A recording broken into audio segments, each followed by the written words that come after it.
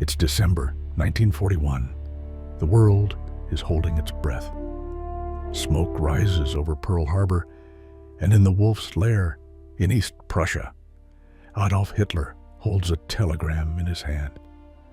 In our timeline, that piece of paper was the death sentence for the Third Reich. He declared war on the United States. But I come from a place where that paper was torn up and thrown into the fire. I live in the consequences, and today I'm going to tell you the story of the world that decision created. Act 1. The Strategic Betrayal. December 1941. Scene: Hitler's bunker. Picture the scene. Hitler isn't euphoric about the attack on Pearl Harbor. He's furious. His generals remind him that the tripartite pact doesn't force him to declare war if Japan attacks first. His paranoid, racist mind starts to calculate. Hitler would say, the Japanese, Asiatic untermenschen. They drag us into their war without consulting us. Why should we die for their arrogance? Roosevelt hates us, yes, but he hates the British more for their empire. What if I offer him the Pacific? What if I hand Japan to him on a silver platter? Let America bleed itself dry in the ocean while I crush Stalin once and for all.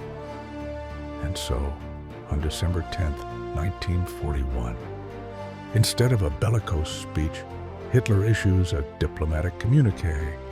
He condemns the perfidious and unnecessary act of the Japanese Empire against the American nation. He offers Roosevelt an outstretched hand in a common search for stability, and crucially suggests an intelligence exchange on Japanese military capabilities. The news hit every world capital like a bombshell, but the reaction wasn't what Hitler expected. In Washington, D.C., Roosevelt meets with his war cabinet. General George Marshall is skeptical. Secretary of War Henry Stimson calls it the devil's siren song. The decision is unanimous. They tacitly accept the non-belligerence, but see it as a temporary ploy. The Germany First plan is maintained, but postponed. The order is Japan first, but Germany next. Let's not kid ourselves. In London, a pale Winston Churchill gets on the phone to Roosevelt. His voice trembles with a mix of relief and terror. Franklin, this is the most dangerous move of all. He's dividing us. We cannot fall into this trap. Roosevelt reassures him. Winston, we're not falling.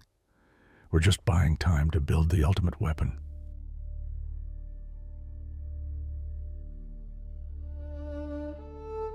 In Moscow, Stalin, the fox of the Kremlin, smells a rat. He doesn't trust it. He orders the NKVD to double surveillance on the border. He knows this breather is temporary. The fascist is giving us time, he tells Zhukov. Let's use it. Fortify every meter to the Urals. In Tokyo, shock turns to pure rage. Emperor Hirohito feels personally insulted. The Japanese government issues a statement branding Hitler a traitor to the cause of free nations. The sentiment that the white races always stick together against the Asians takes deep root. Japan is left completely isolated. To Act 2, the Warped War, 1942 to 1945. With the Western Front closed, World War II splits into two distinct and terribly intense conflicts. The Pacific Front, the fury of an undistracted giant. The United States doesn't have to split its carriers, its Marines, its production between two oceans. The island-hopping strategy advances at a breakneck pace. 1942, the Battle of Midway, is an even more decisive American victory. Without needing to send resources to Europe, the U.S. Navy crushes the Japanese fleet. By year's end, the Americans are at the doorstep of the Solomon Islands, 1943. The campaign for the Gilbert and Marshall Islands is a military walkover. American industry, 100% focused on Japan, produces ships and planes like sausages. Japan, without materials or oil, bleeds out. Its navy is a shadow. 1944, early months. The Marianas fall. B-29 superfortresses begin to systematically and brutally bomb the Japanese archipelago. Japanese cities burn. Morale crumbles. The Eastern Front, the war of total extermination. With no second front, Hitler can launch the summer offensive of 1942 with 95% of his Wehrmacht. It's Operation Blue on steroids. The fall of Stalingrad. The city falls in November 1942. It's a Pyrrhic victory for the Germans. The fighting is house to house, an urban hell that consumes entire divisions. But in the end, the swastika flies over the ruins. The strategic mistake. Drunk on this success, Hitler makes a crucial error. Instead of consolidating and securing the southern flank, he orders a simultaneous advance toward the Caucasian oil fields in an attempt to encircle Moscow. He stretches his supply lines to the limit. The Soviet counterattack, modified Operation Uranus.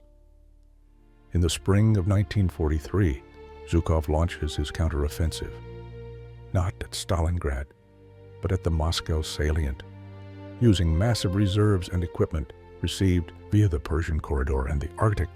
Lend-Lease never stopped. The Soviets shatter the German front. It's the beginning of the end. The Red Army, hardened and better equipped, pushes the exhausted Germans westward. The war becomes a slow, relentless march toward Berlin. The European coup de grace, Operation Trident, June 1944. While in our world they launched D-Day, here the Western Allies executed something different. With Japan on the brink of collapse, Roosevelt and Churchill authorize Operation Trident, a massive landing in southern France, similar to Operation Dragoon but much larger, and another in Greece, to save as much of Europe as possible from the Soviet grasp. American and British troops find weakened German resistance but fierce opposition from local communist partisans funded by the USSR.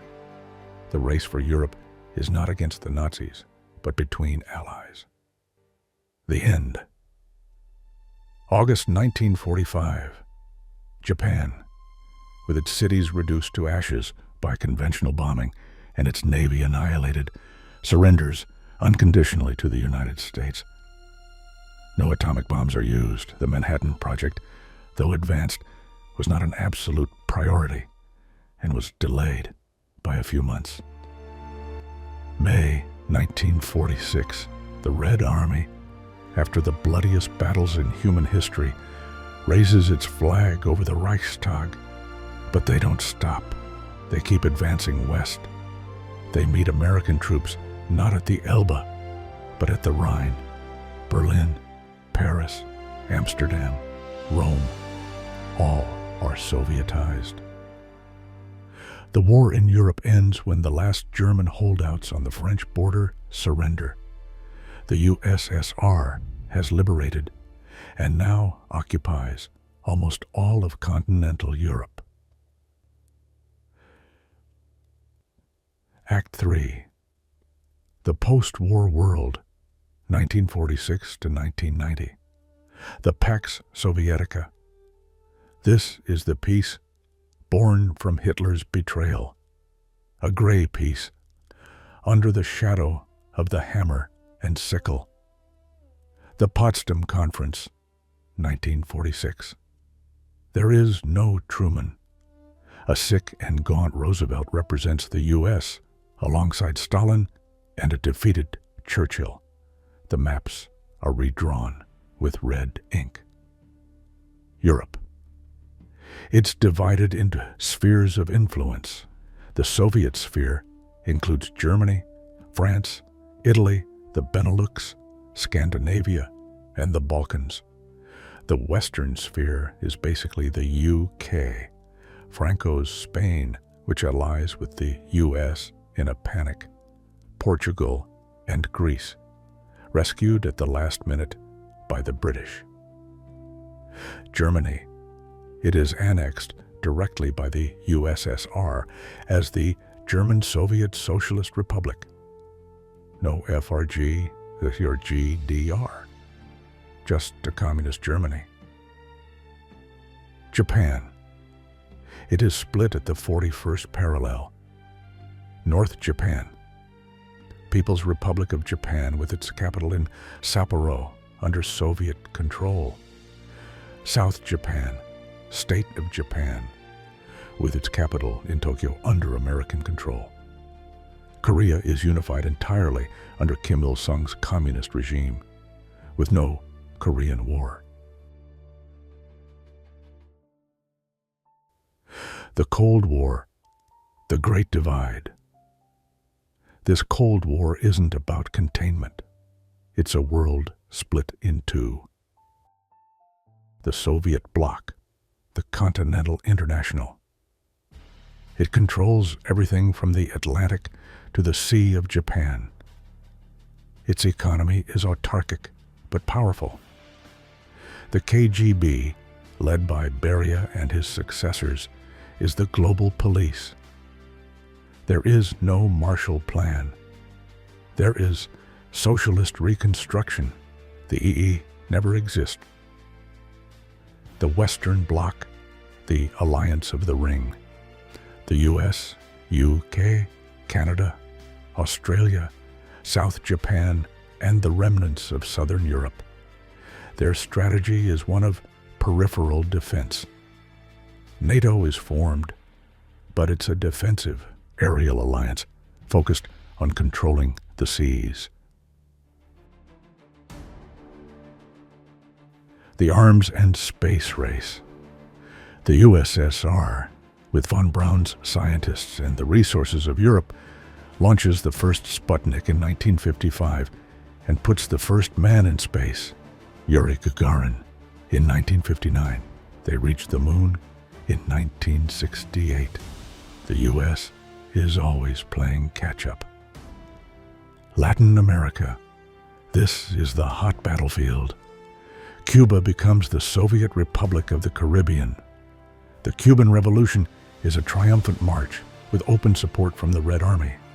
Che Guevara and Fidel Castro are heroes of the International. This provokes a brutal U.S. reaction. Oh, Argentina! They overthrow Perón in 1952 in a bloody CIA-backed coup. A permanent military junta is installed. Any dissent is castrist and is eliminated. It's a police state from the 50s to the 80s. Oh, Chile. Allende wins the election in 1970 and with direct Soviet military support resists the coup attempt. Chile becomes a socialist country, splitting South America in two. Oh, Central America. It's a constant war. Nicaragua, El Salvador, and Guatemala are socialist republics. The Contras don't exist. It's the U.S. Army fighting openly.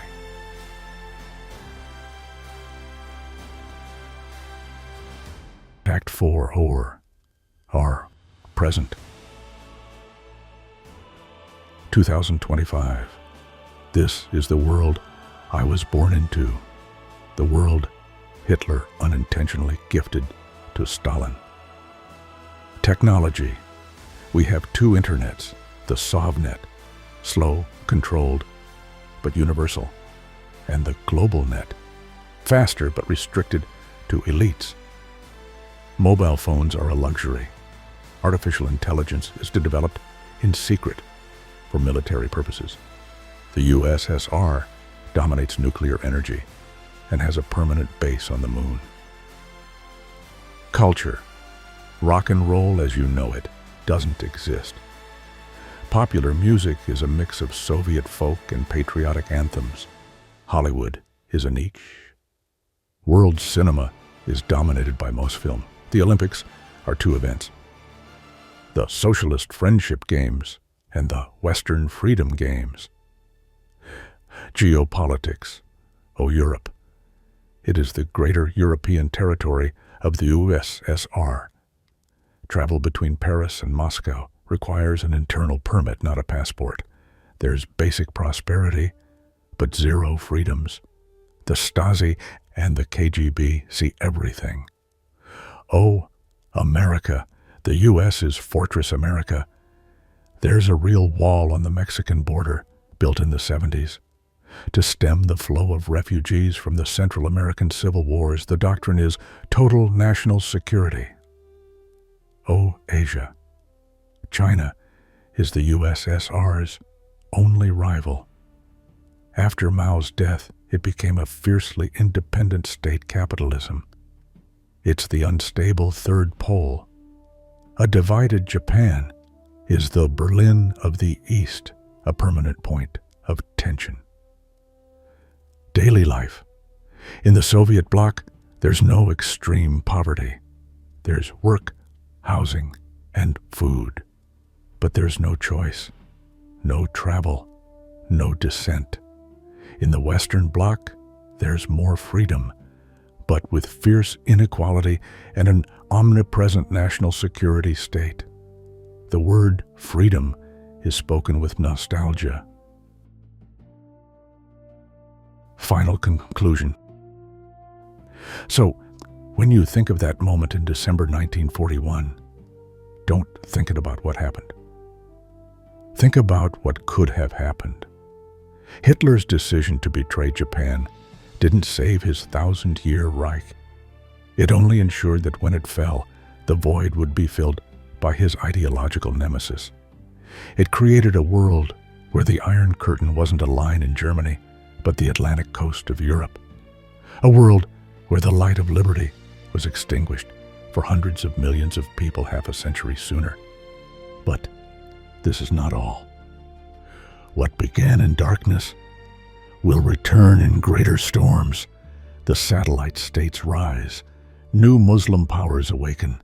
The Middle East descends into shadow, for this is no tale of superpowers alone.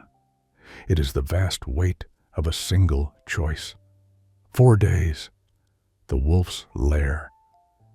Hitler decides, and history shatters. Beliefs fracture, religions twist, the world itself bends. The echo still lingers, unseen, unbroken, waiting. From the ashes of that decision, a name was whispered into destiny. And beyond all reason, against the minimum of chances, a singular state emerged. Against a united Persian empire, against a fire unleashed. Arabian rage. Yes, yes, what you have heard is only the shadow of what is yet to come. The next time you look at a map of our world, remember the one I've told you about, and realize that sometimes the worst defeats are the ones you avoid.